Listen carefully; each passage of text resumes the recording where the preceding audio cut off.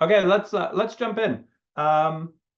Standard format for Augmentt. I try to keep the webinars under half an hour. I know we typically book an hour. I'm always available to stick around. I think the last webinar we ended up having a good solid 15 minutes of Q&A. So happy to stick around and chat, but my goal would be, 20, 25 minutes of content, and then at least 5 minutes of Q&A, and get you out of here in half an hour if you need to, but stick around. And I love talking Microsoft go-to-market strategy, security, licensing, and trying to wrap a couple of those topics together in this webinar. So the idea here is, I think if you've been on some of the other webinars and you've talked to us about roadmap, we have a couple pretty exciting features that are coming out in the next couple weeks. One of the big ones is our new policy manager that's going to start with conditional access policies. And of course, to do conditional access policy management, you do need some of the premium licensing. We'll get into that on the webinar today. I think across our partner base, we're seeing that something like 62% of tenants have business premium or above. So they have access to the premium functionality, which is great. But to me, there's still that kind of 38% of tenants that are sitting on a business basic or a standard. And how can you educate them why they need to upgrade, right? It's for their benefit, for their security benefit, but it's also for your benefit so that you can protect them better and you get access to some functionality. So I kind of broke the webinar down into 3 pieces. We'll talk a little bit about vulnerabilities and stats. I think that's always a good chat. So you can talk to people about the risk and how breaches happen. We'll talk about the benefits of those premium licenses. And then I want to tie it all back to this theme we've had for the past couple months, where Microsoft is recommending 5 best practices that will prevent 99% of breaches. You know how this is. There's no silver bullet that's going to stop everything and protect everything. But I have a really good screenshot from somebody who was they went on a bit of a rant in the Microsoft 365 Reddit forum. And I really like what they had to say. So we're going to cover that as well. As always, we record the webinars. Go to the Q&A at any time and just chat with me, and happy to answer any questions. Okay, so the goal of this webinar is not to be exhaustive. Microsoft has charts and tables, and they lay out every single license tier and every permutation of license. I'm not going to go into that level of depth. I have a good couple links and resources I can share with everybody if you'd like them. The goal of this is, how should we think about Microsoft licensing, and how should I be pitching it to my end customers, right? What are the benefits, Mr. Customer, of you being on a business basic or a standard versus adopting business premium or some of those a la carte add-ons? And so when we're talking to a customer, a framework that I like to use, and I borrowed some of these pitches from some of our partners. I just love the way that they talk to their clients. Some of it I see online, other Microsoft security experts talking about, so it's all a bit blended for me. But I think a very simple way to have a security conversation with a customer is, let's just talk about emails, your account, and your device. Right? So let's always kind of bring it back to something that the end user or the buyer understands. And I got a couple good stats for you here. So we know that 91% of successful cyber attacks start with email. And I don't think it's a shocker.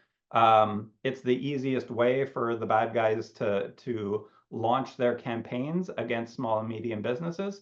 Yes, they can steal credentials and try to break in directly to an account, and I have a good stat around that one. But email and phishing is still kind of number 1. And so what are we doing there in order to protect against email phishing attacks, to protect against users clicking bad links? Well, the story of this webinar. Microsoft Premium licensing is required. Or if you have third-party tools that protect that, that's a good place to plug in your third-party solution. When it comes to user accounts, 61% of breaches, they exploited user credentials directly. And so I think half of those were, they went out on the dark web, they bought the credentials, then they directly logged in, and the other 50%, they stole them via a process like phishing. And so whether they're coming in directly through the phishing door or they're buying credentials and attacking directly, the account is at risk either internally because the user does something foolish, or externally because we're not changing credentials, or we don't have secure passwords, or we don't have MFA to protect that account. And then finally, the endpoint. Of course, endpoints, I think every MSP on this call is going to have some form of an RMM. They're making sure patches are done, AV is deployed, etc. And so I'm not going to go too far down the RMM or the standard security route, but maybe you have a threat locker, or maybe you have an EDR solution. Maybe you're starting to use Intune to define security compliance around endpoints and how they access resources. But to me, like, I kind of think of these as the three doors into an organization. And I think it's a simple framework to pitch and be talking to customers about it. Ryan, yeah, so I'll be sending out the recording, and I'll send out the PowerPoint presentation. I think with this one, so we're launching a whole ebook around this as well. So in addition to the PowerPoint slides and this webinar recording, we're also going to have an ebook. And so I tell our partners all the time, if you like a slide that I've used, just steal it, rebrand it, make it your own. Anything that's going to help you have a better conversation with your end customer, go for it. And so we'll send the webinar recording plus these slides on Monday. And then we'll also include a link to the brand new ebook that we're launching. Okay, so I think we've kind of talked about the three doors and how people make it into the organization. So when we are trying to talk to somebody about why they should pay more when it comes to Microsoft licensing, again, I want to take a very simple, straightforward approach.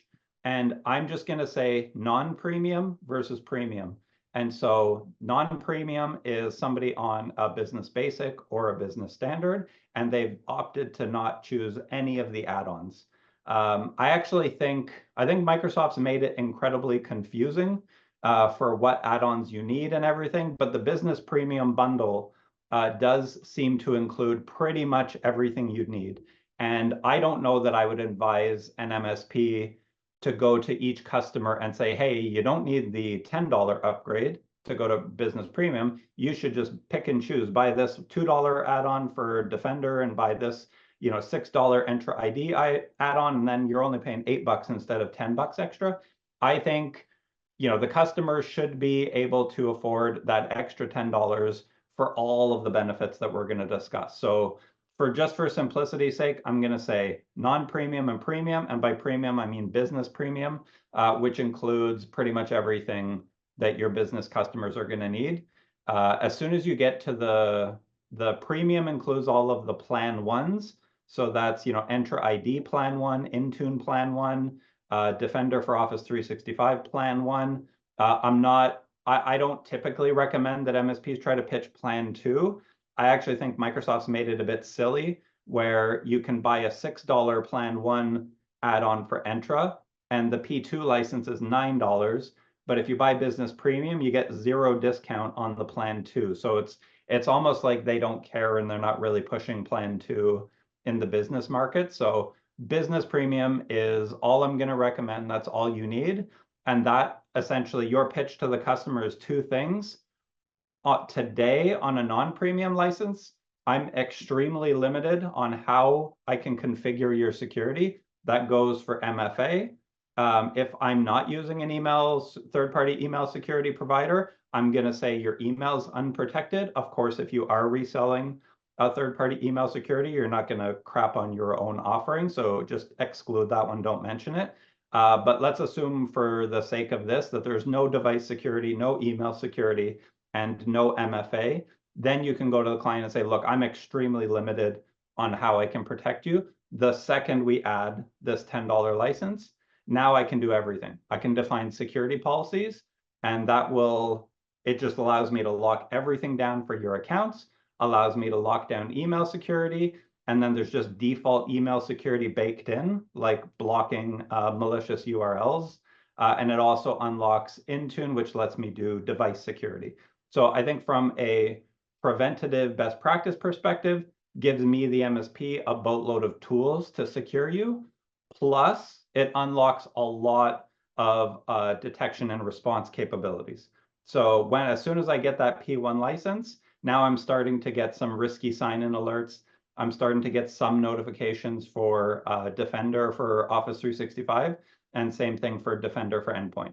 So again, I don't think the customer is going to care too much about the details, but if we just show them a ton of value, a ton of security benefits that they're going to get, and all of that for the price of a $10 license, that's really the pitch in a nutshell.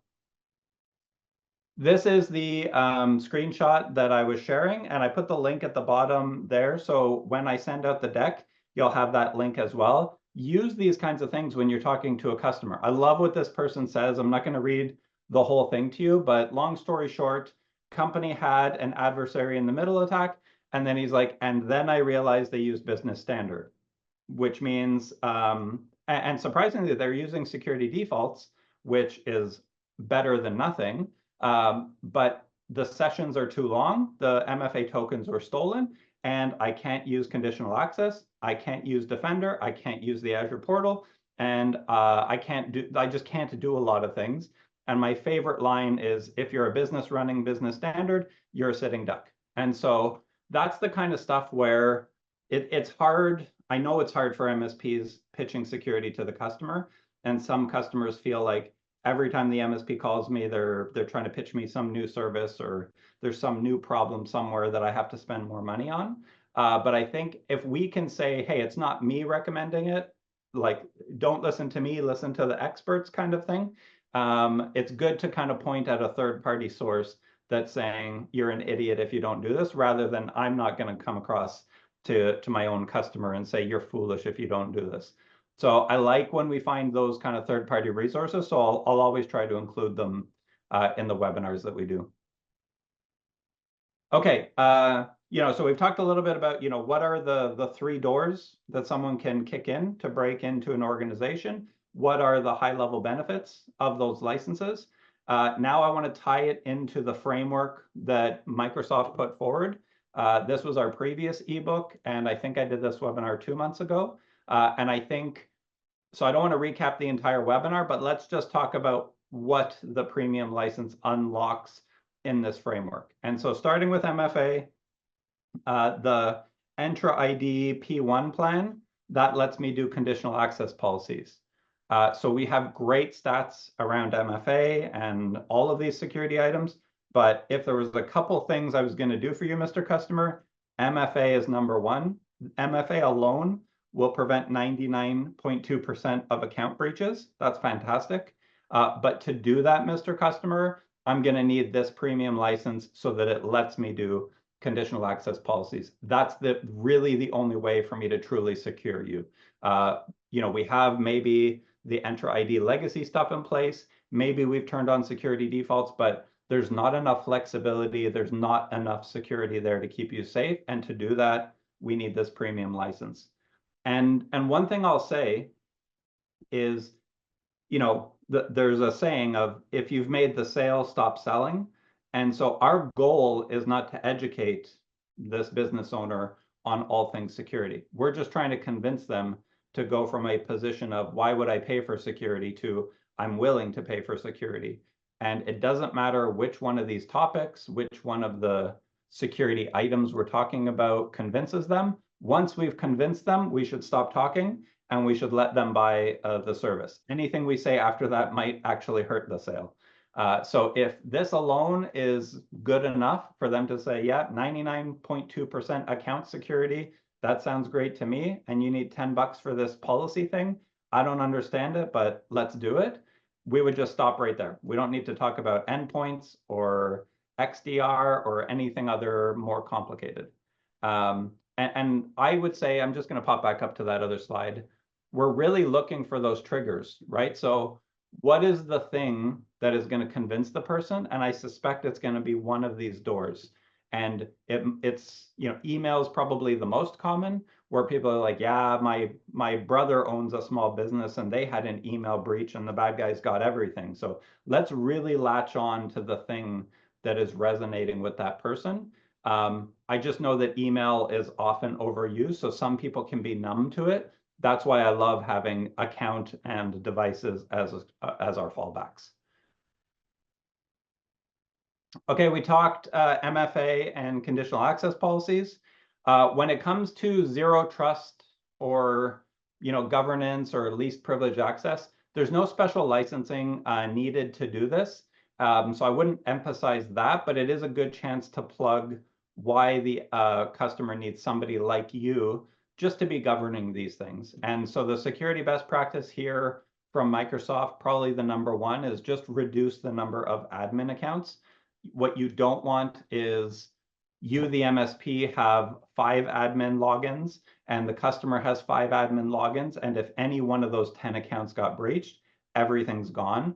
So the customer probably should be restricted down to 1, and you should be restricted down to 1 or 2.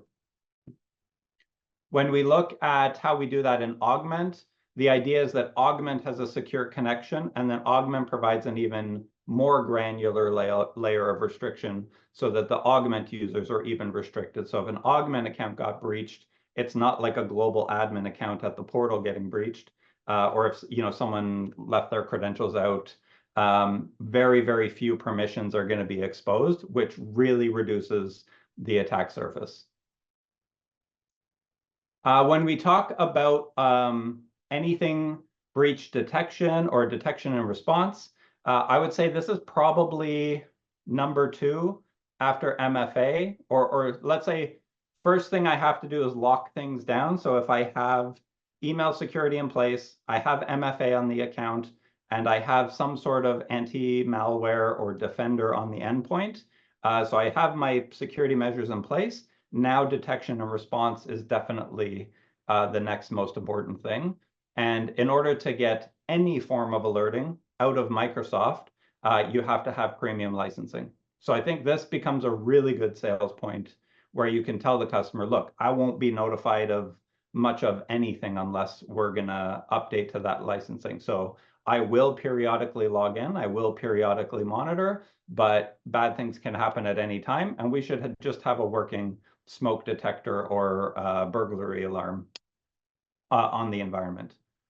So when we talk about XDR, I think a lot of MSPs have some form of EDR in place, so they're monitoring all of the risks at the endpoint. But I'd say, what about the accounts? What about your email? And really, if we're not monitoring everything, then any one of the doors could be kicked in. And so when it comes to the account, a P1 license is going to get us some interesting data points, like a risky sign-in just happened halfway across the world on that account, or there were multiple failed login attempts on that account. When it comes to email, the Defender for Office 365 does a lot of great work to try to proactively block people from receiving a malicious email or clicking a malicious link or downloading a malicious file. Microsoft's not perfect. No email security system is.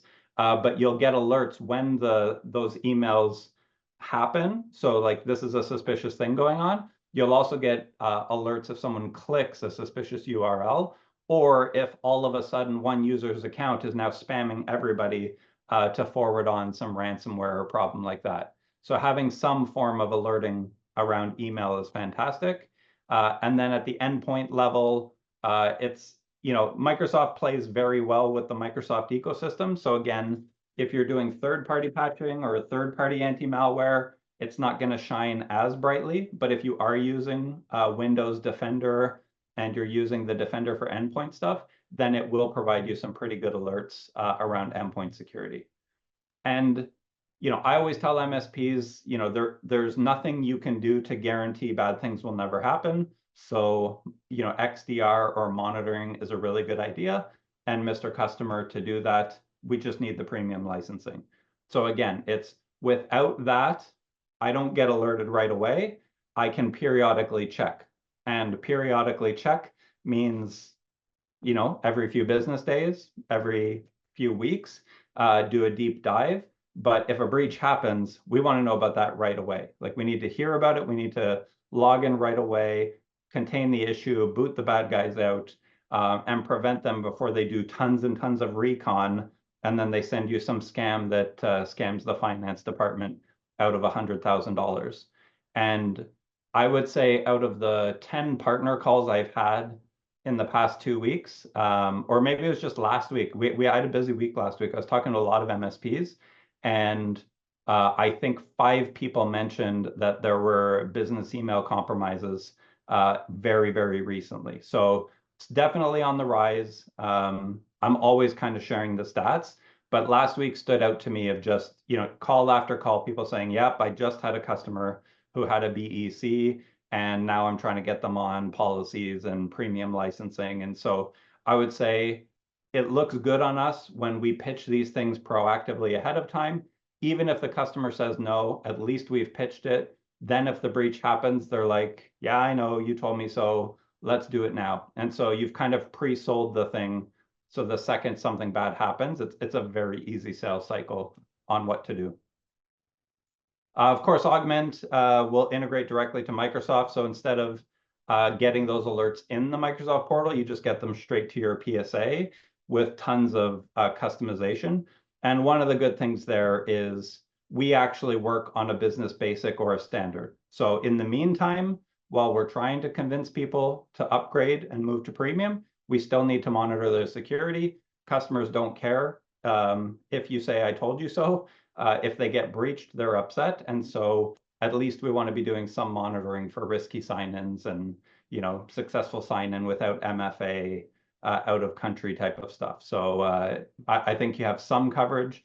The pitch in all of this is not, I'll take a step back.